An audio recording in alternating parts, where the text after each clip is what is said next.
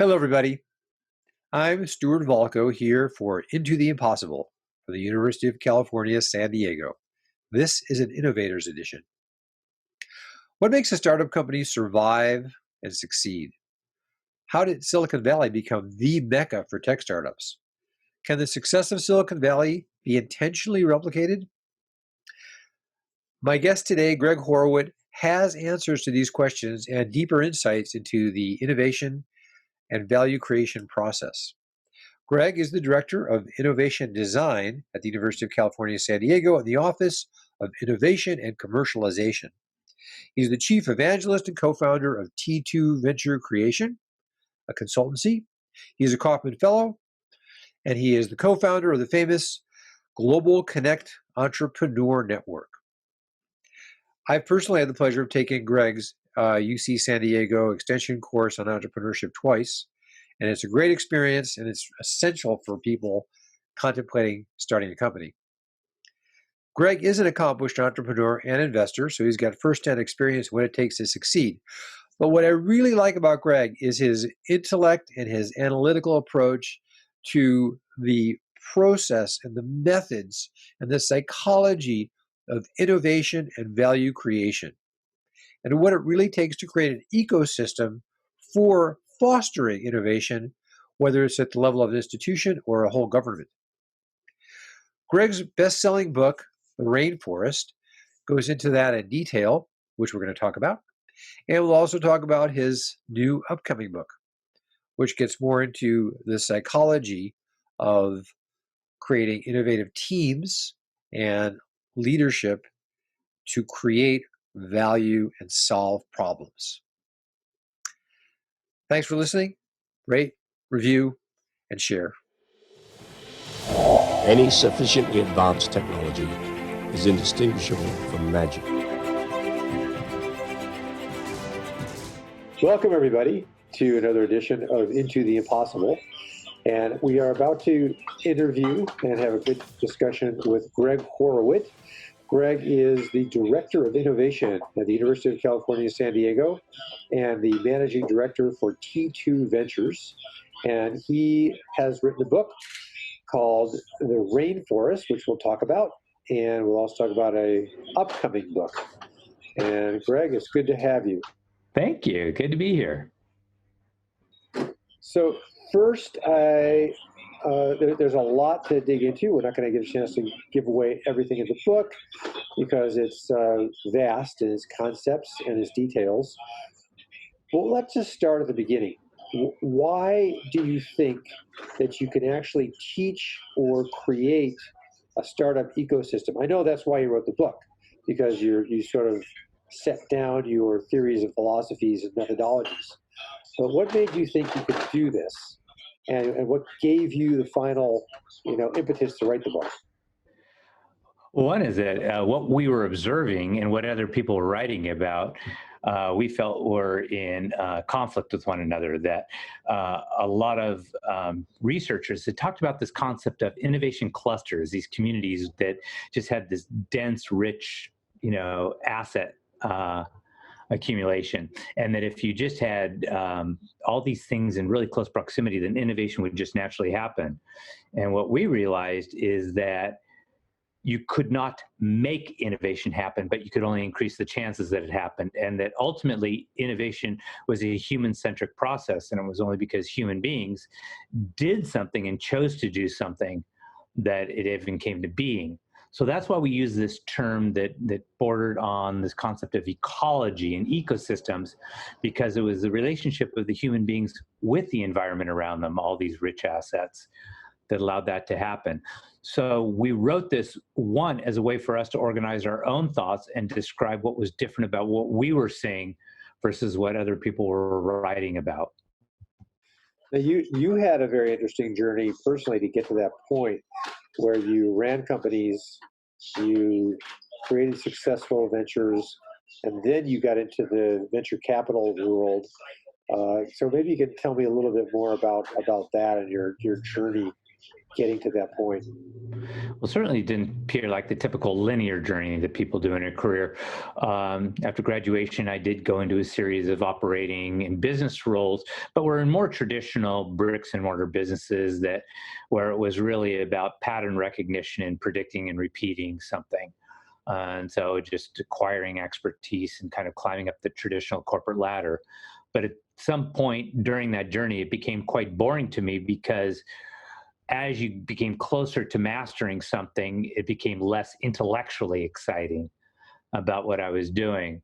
So I was seeking that intellectual stimulation, which is why I decided to make a change. And it was fortunate that I had close colleagues who encouraged me to stretch my wings, go to the Silicon Valley, join the ranks of a startup organization that I ended up becoming the CEO of, and having a fortunate exit for that. But trust me, that was more of a getting lucky than smart kind of thing. Made lots of mistakes along the way, but during that period in the Valley, you could actually do that. And I was then fortunate to go and work for an investment firm, a venture capital firm that had been an investor in our company.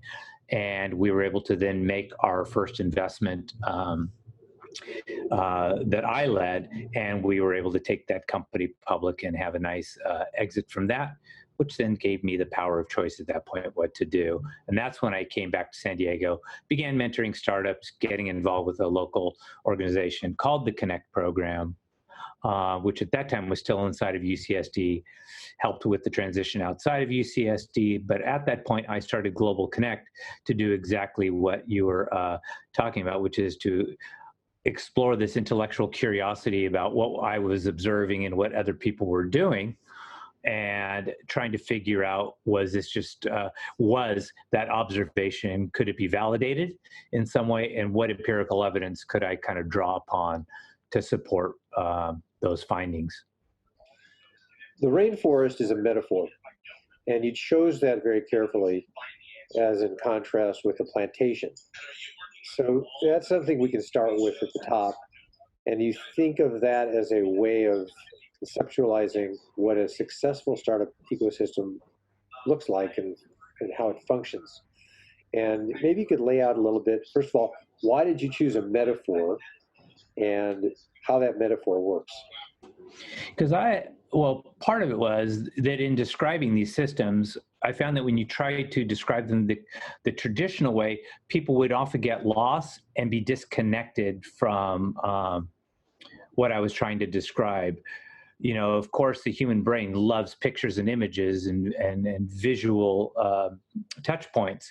And when you can provide those for people, they tend to be able to not just not just learn something, but truly understand it. So it was just a way for me to describe. And plus, I had always used analogies and metaphors. And that particular analogy and metaphor was not a unique thing that I stumbled upon. Folks like Annalise Saxenian at Berkeley had been using that concept of a rainforest and plantation in a different context than I was using it.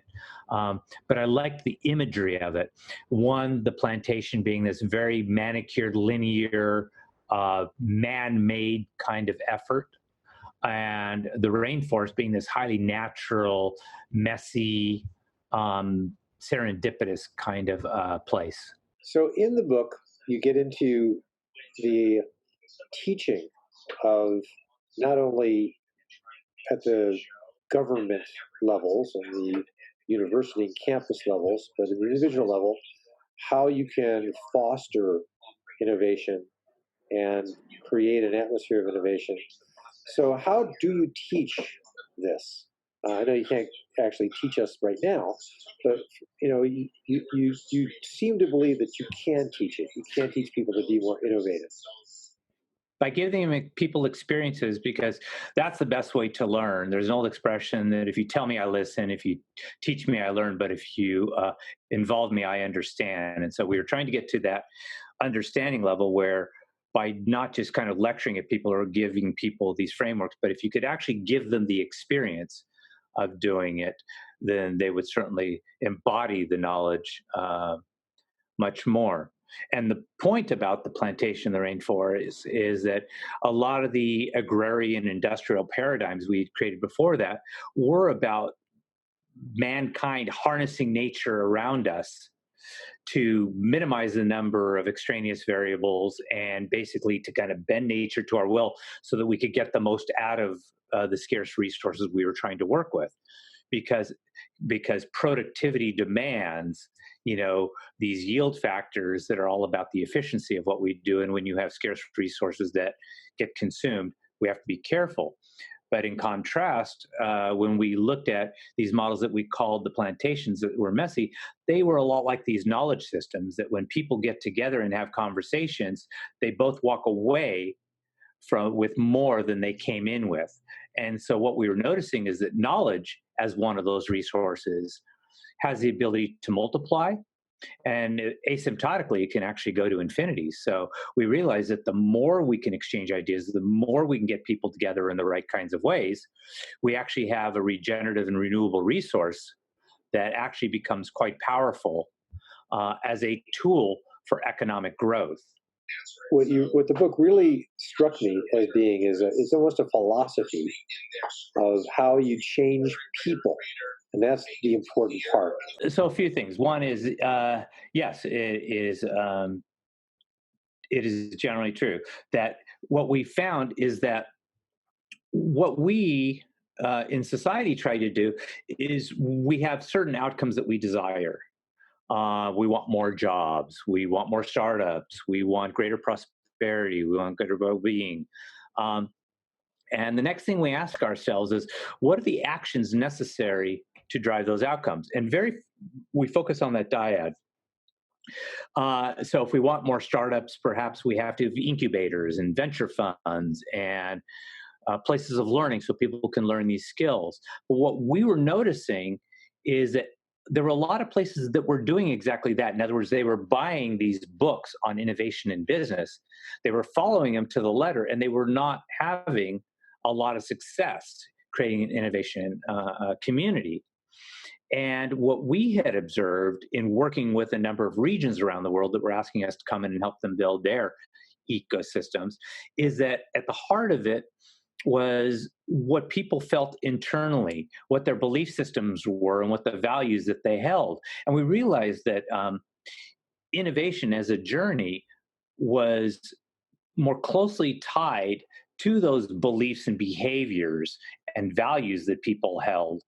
And if you looked at those carefully, you could more closely predict which places would have a greater chance of success in making that happen, assuming that that you could bring the other assets to bear as well. So it was like in the book we described this concept of, it's like a wonderful recipe. It's like a wonderful meal you want to prepare. It's not just enough to have great ingredients. You also have to have the right recipe, and that's what that's what we tried to deconstruct. That's what we try to share.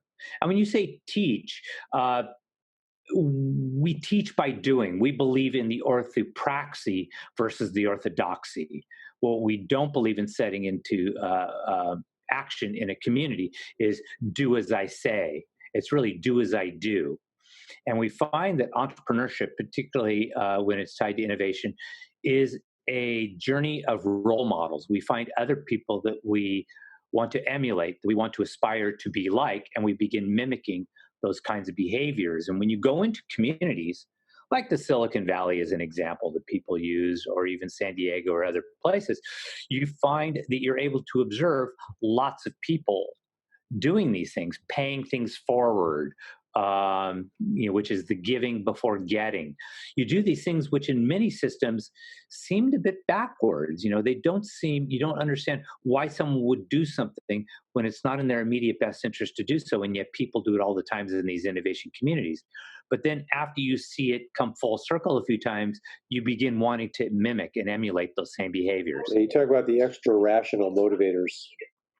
Precisely, because we think that people are either rational or irrational, but there's a set of motivators that come above that, which we look at, and that's what we really want to create. So when you say teaching, the greatest thing we'd love to do is unlock this level of self-awareness, that people begin seeing things in a slightly different way.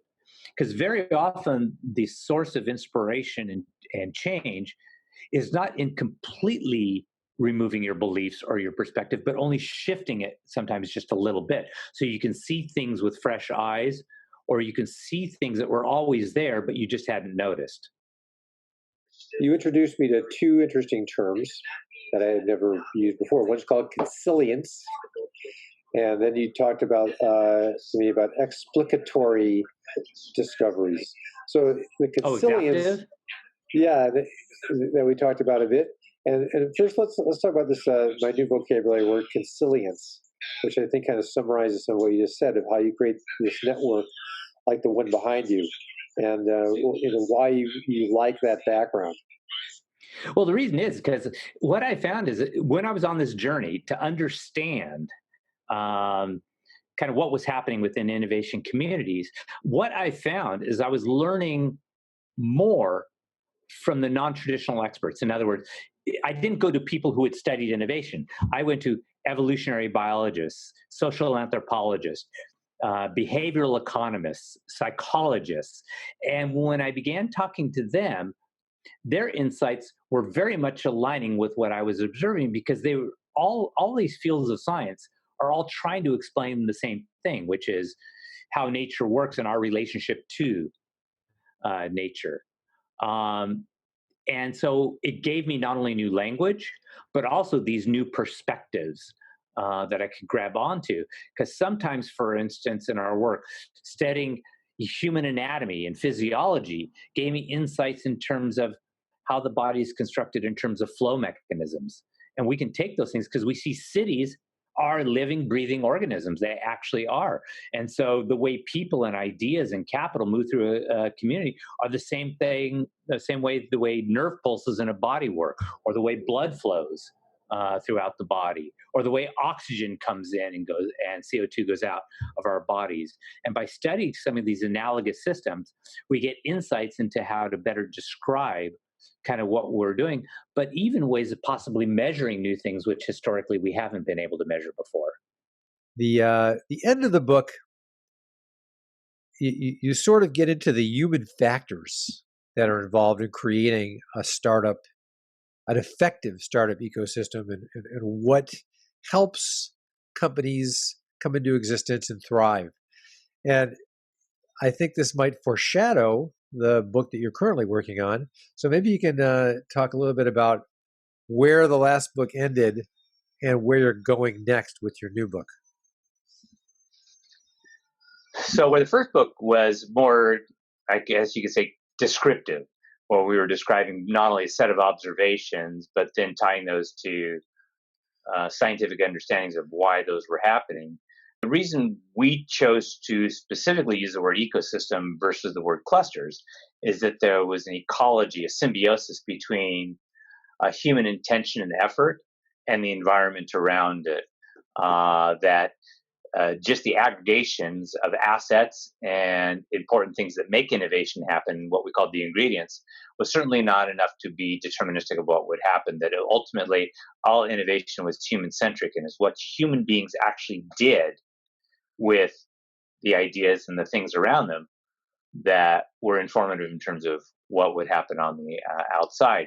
So we realized we had to create systems that allowed human beings to exchange ideas, to collaborate and build together, to share the rewards of the artifacts and the value that was created by those artifacts, but also then to listen and learn from the environment around them and take that lesson and be kind of iterative of it. That what we build, both at the micro scale but also at the macro scale, was we don't build for perfection. We actually build for iteration and evolution, which is the way nature does things.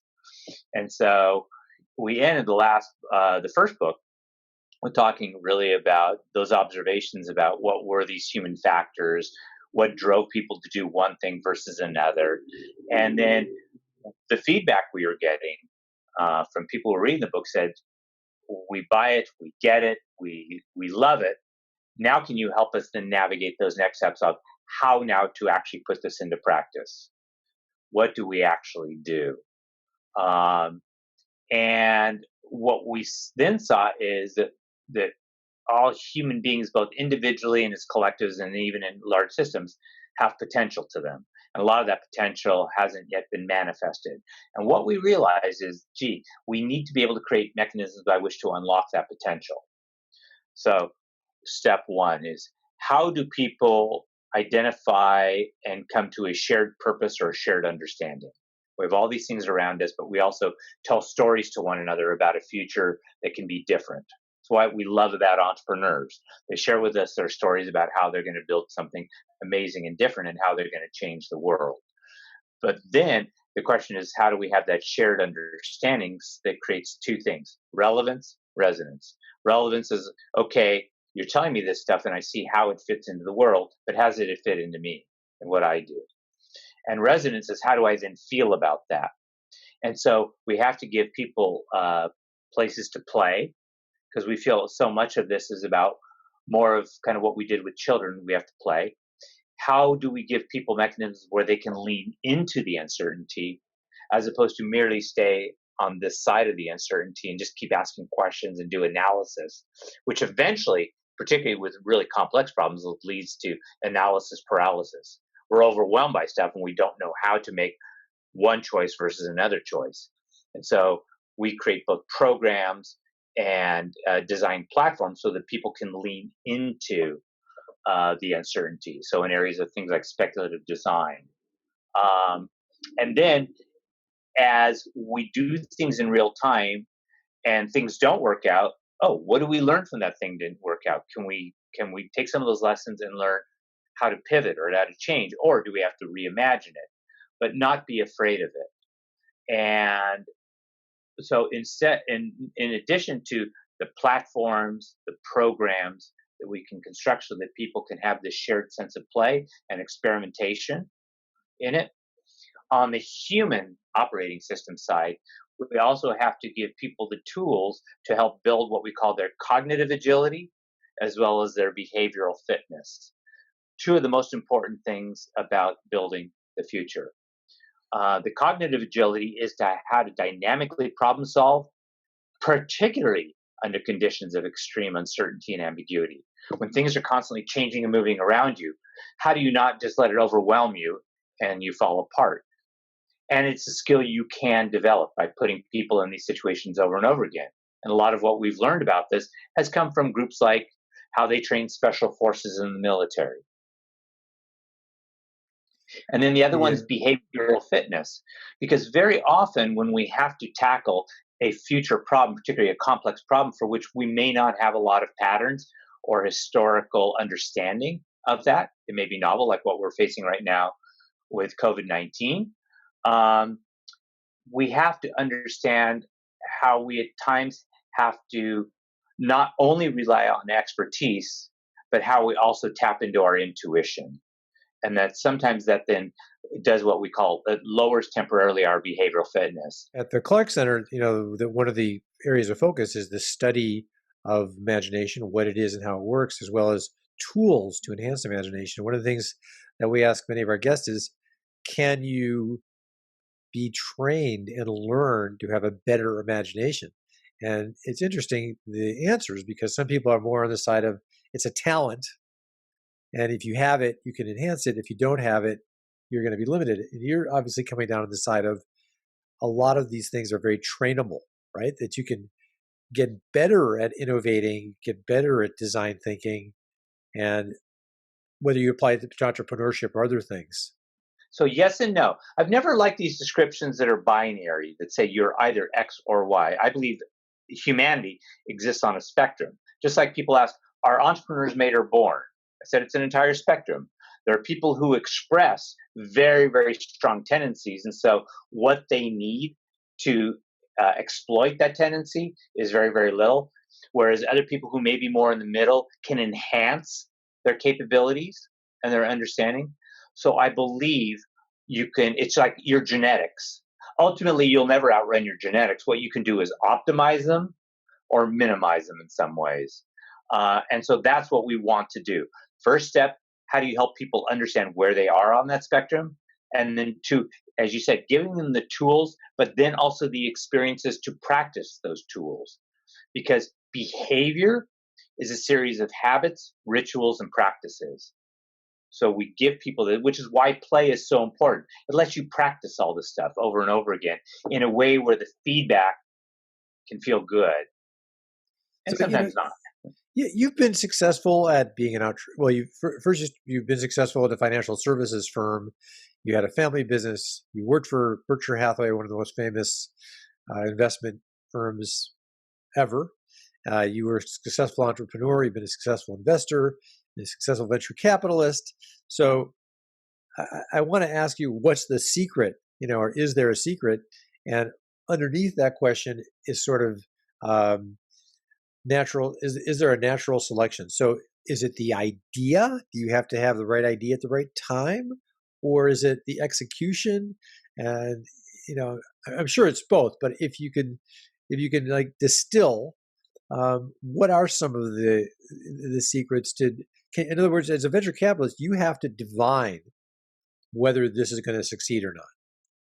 And you have Yeah, to but at the tease end of the out. day, you'd love to believe. If you look at the statistics, it's not like anyone is perfect or approaches perfect. In fact, even the very best people, their batting average would never get them on a baseball team. But that said, is some people have developed a human algorithm for using intuition and heuristics, because so much in the space of emergence, in other words, which has yet to really appear or manifest, it's a lot of gut feeling.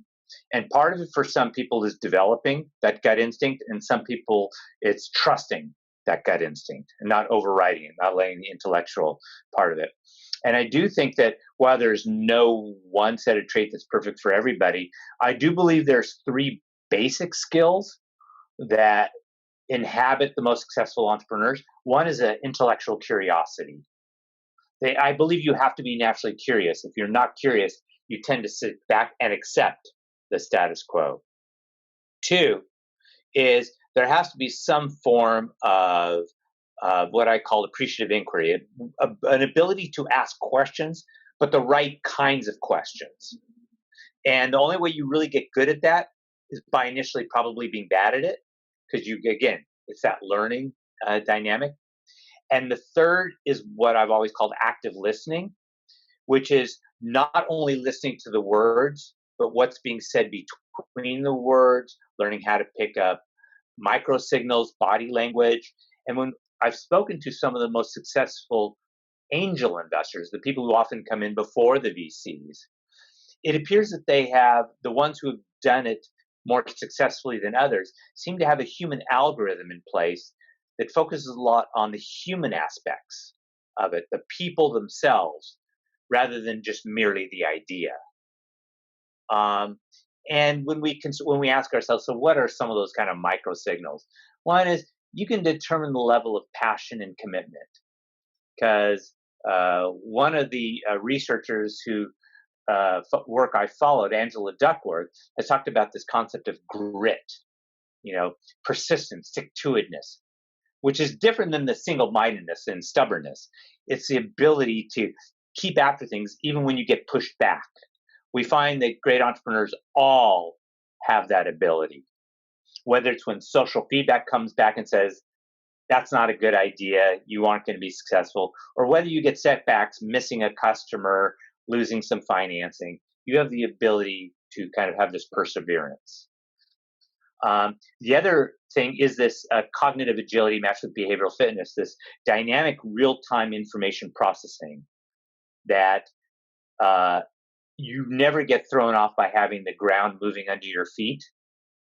And while it's never that you get completely comfortable with the uncertainty, you learn to appreciate it and embrace it in some way, that's a natural condition.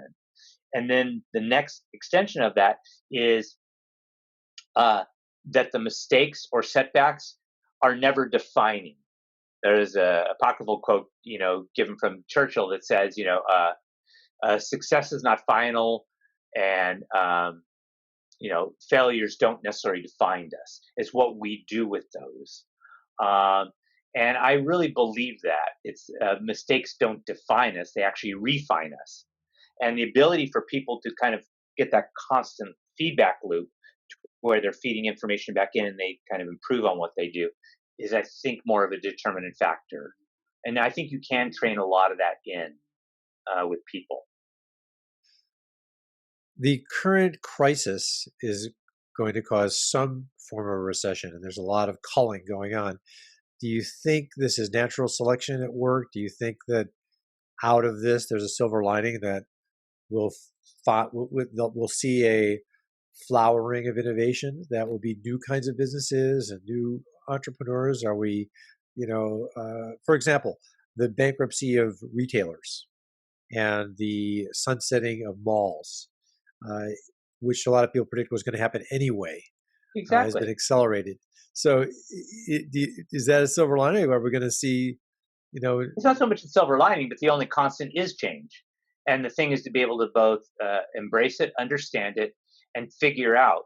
Because what differentiates true entrepreneurs versus others is that where other people just see problems and challenges and obstacles, entrepreneurs see opportunities.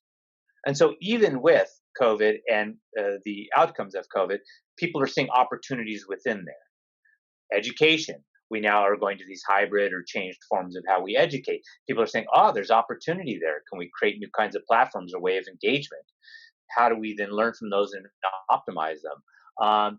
The retail sector, we've been seeing companies developing tools that are enhancing the virtual experiences of shopping beyond what we've currently accepted, which was good enough, and it no longer is good enough. Because so much of this is just enhancing the human experience, and what is will be different. And so, yes, I definitely, again, it's not so much the silver lining, but I tend to be a pragmatic optimist that every challenge brings new opportunity, and it's understanding those new opportunities, and then how do we bring others along with us, whether it's how do we reskill, create new skills, reskill and upskill people to adapt to some of these new realities, and how we lead in that direction. well, that's a good segue to talk about some of the recent live streaming webinars that you've sponsored and organized in your position at UCSD. You had one the other day that I attended, which was on diversity and inclusion in entrepreneurship. And I think you had a few of these in the series. The kickoff one was about the future of education. What have you learned from some of these webinars? We can start with the future of education one, and I think you're going to plan a couple more in the future, and A lot more. then we can talk about this idea. I was actually a little surprised about the diversity and inclusion one because I thought that was sort of a given in the university environment, but yet it takes a lot of work and effort to get entrepreneurship to work for everyone. We do. So the reason we created this is because one, part of our role is to convene and to have these conversations, but we also realize that it's a great chance for us to listen, particularly in this time where many of us are sitting at home and are changing our work styles, that we have, again, an opportunity. And I saw the opportunity is for us to not only convene a set of conversations, but use it as a chance to learn. What are we learning in real time, given what's happening around us? And then what do we learn with those lessons? How do we turn those lessons into actionable insights and actually things we do tomorrow differently than we are doing today? Which is why we generally bring a diverse set of not only stakeholders, but what we would call people with different perspectives of expertise and practice into the conversation, and say, what is it that we're doing that we potentially should rethink? We're currently doing X, and maybe we need to rethink what we're doing or reimagine what we're doing. There's other things. What aren't we doing that we could be doing? And that could involve things like some new novel practice or emergent practice, things that people are trying elsewhere that go, yeah, that's kind of interesting. Can we use this time to begin experimenting and playing with some of these things, getting some feedback? And it's rarely about these binary decisions, that didn't work or this didn't work, is this part of this worked, and how do we figure out how we might do more of this? And the parts that aren't working, can we rethink what's not working and make it work better? or work differently. So that's why we convened these series of conversations to build on. We started with topics that are of certainly broad but highly relevant relevance to the university population and where we sit within the community. How do we be the optimal community citizen and citizen of the world? But also, are we constantly serving our stakeholders and our shareholders the best we can, which includes the students, but also alumni, other stakeholders of the university, and of course our staff, our researchers, our faculty, and everyone else. So that's why we put this in. The inclusive entrepreneurship, we wanted people to think more broadly, because very often we create these mechanisms to serve entrepreneurs and help them, but we wait for people to approach us, or we wait for people to refer us to people who might have an interesting idea.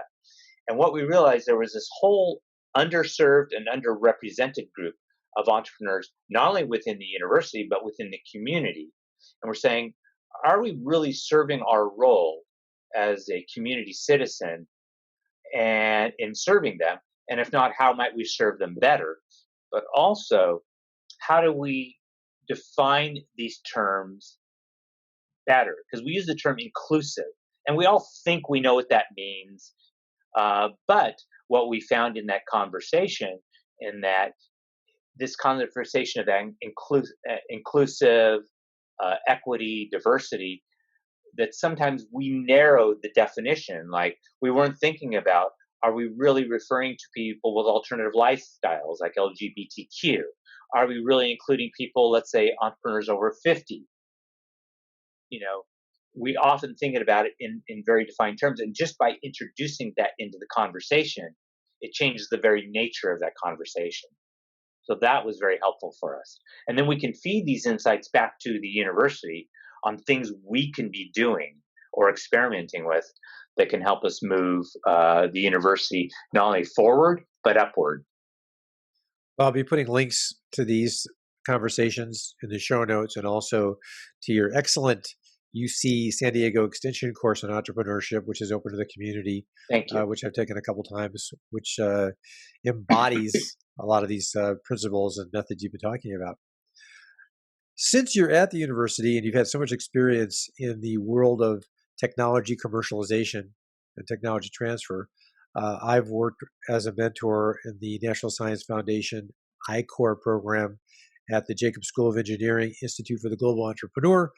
And you've worked really hard also to help scientists and academics become entrepreneurs.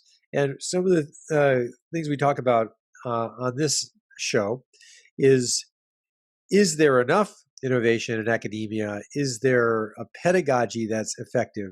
How does the pedagogy need to change? What can academics, scientists, principal investigators that think they have a great idea, what can they do? What are some first steps? And also I wanted you to talk a little bit about you don't necessarily have to give up your career as an academic or a scientist. Maybe, you end up not being the person that runs your company, but you may help to start it. Can you get into that a little bit?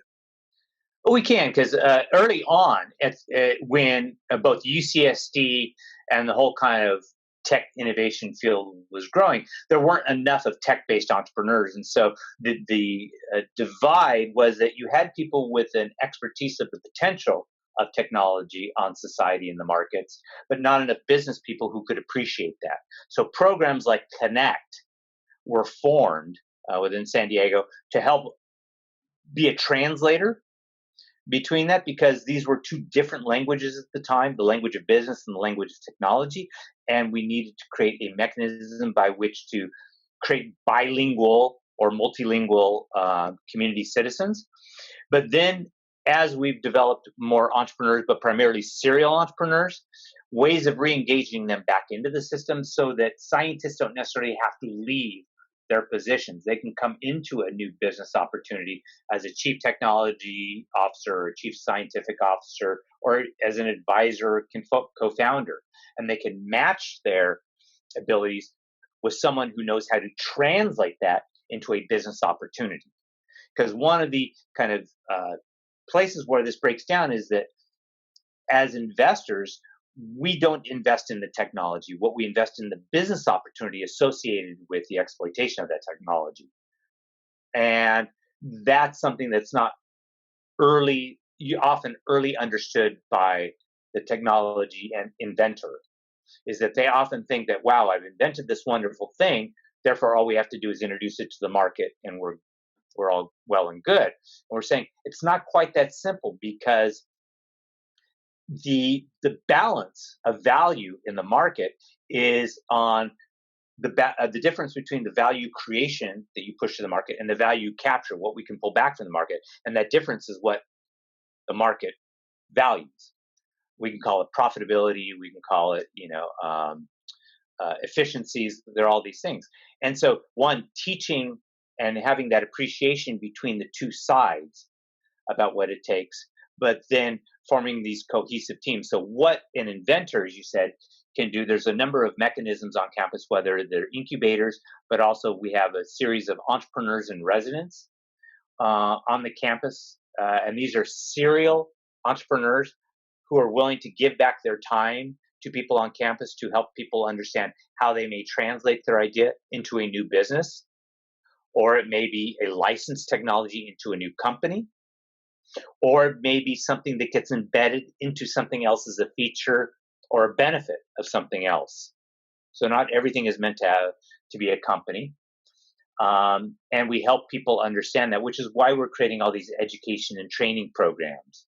And for those people who are technical inventors who want to cross that chasm and do it, we have a lot of support mechanisms, including financial support mechanisms. So programs like AIM, Accelerating Innovations to Market, or the Triton Investment Fund, which is a third-party venture capital fund that sits out the campus, but has an affinity for investing in a lot of UCSD technologies.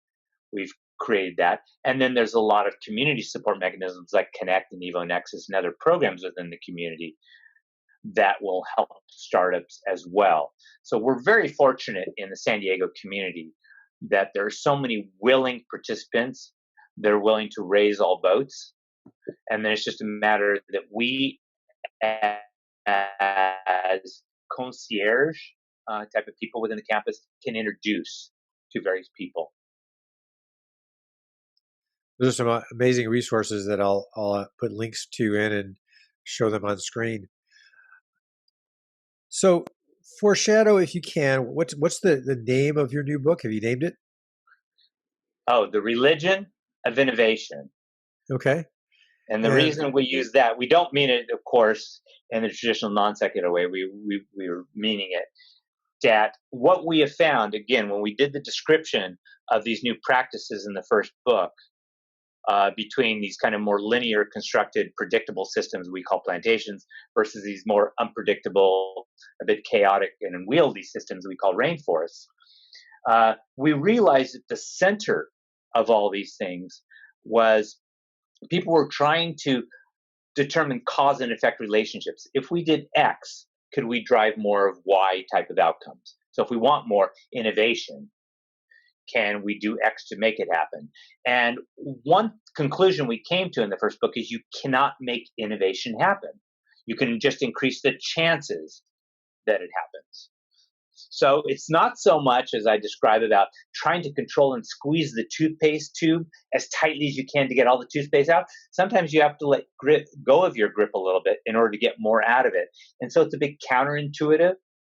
So what we found is that very often, if you only focus on the action outcome dyad, it's all about a control mechanism that's about predictive between an action and outcome. What we realized is that all actions were informed by our intentions, our attitudes, our motivations, but more importantly, they were all informed by our belief systems. And when we then see places that do a lot of innovation, particularly at a rate much higher than most places do it, we found that what was different was not that they had better incubators or more capital or more skilled workers. We found that the difference was there was a completely different belief system in place. And that belief system started with what we called the social contract. Things like giving before you get, where people would take meetings with you long before they knew what was in it for them. And that this was very, very natural, that trust became the big currency that people exchanged within these networks, not transactions, that the transactions often came later. And people exchanged trust and considered trust to be the most important things, which is why networks were incredibly important. Not only who was in your network, but the quality of those people in your network, so that you could reach it knowing that no one person embodied all the skills or knowledge to know whether this idea or this business was going to succeed. So it would take literally a whole village to do that. But ultimately, that came down to a belief system. And so the book then deconstructs what exactly are those beliefs? How do you create these new belief systems, particularly when a community or a society already has a belief system that they've held for a long period of time, where there's been certain legacy industries or certain legacy directions that they've taken? How do you begin changing people from one particular mindset and belief to a completely different one that allows them to do something quite different? Well, when that book comes out, we will have another discussion and to help you get the book release, and we're looking forward to Thank that. As a couple of final questions, if you were to put together what we call an ethical will that you wanted to pass down to the next generation, what would you say? What are some of the top level things that you would say that are lessons learned that you would want to pass on? One of them we touched on just a little while ago, which is give more than you get. Because even though it'll seem like you're at a loss, it's actually quite the opposite. So that's something, again, a bit counterintuitive. Two, don't be afraid to either make mistakes or to take risks. But as we say, when you go hunting, don't go hunting alone. Take other people with you. It's not just about what you do, but whether you can inspire others to do it with you. Particularly as you go into the unknown. Three, think bold and audaciously, because so much of a lot of innovation is about audacious speculation. This idea to think just crazy in some ways, or what others may think a little bit of crazy, but it's really the crazy ones who create all the good stuff. And in time, that craziness doesn't seem so crazy. We don't think about ride sharing now as being crazy. We don't think about social media as being crazy. We don't even think of the internet as being crazy now. But almost assuredly, at the introduction of each one of those ideas, there was a large number of people who thought that those were crazy. Next, trust your instincts. Trust your instincts and learn how to trust those instincts.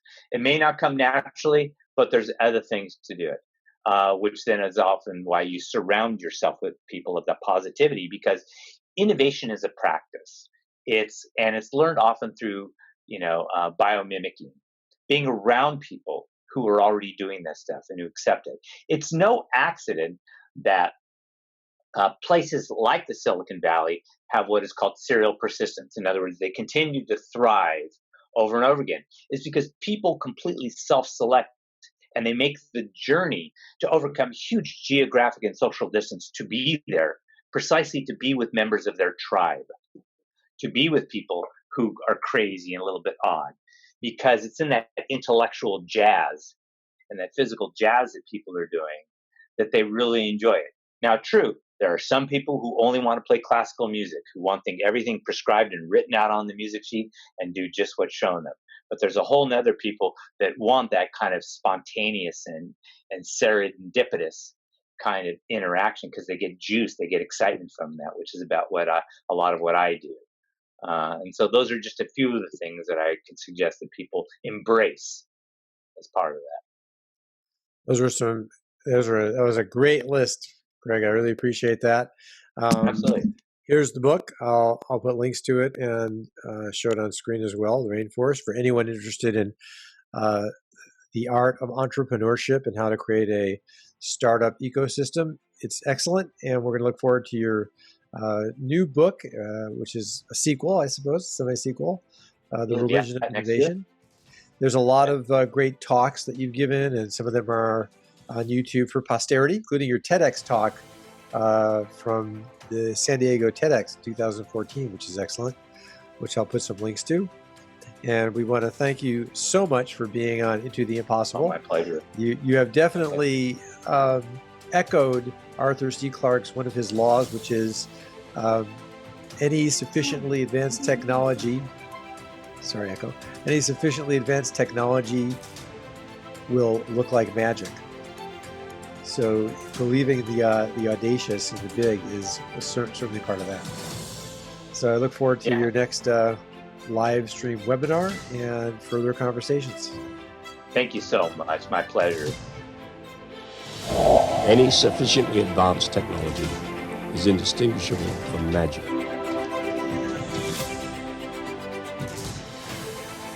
If you enjoyed this episode of Into the Impossible, please subscribe, comment, share, rate, and review. For a chance to win a free copy of our most recent guest's newest book, send a screenshot of your review to info@imagine.ucsd.edu. We appreciate hearing from you and are always open to your suggestions for future episodes. For more information, go to imagination.ucsd.edu.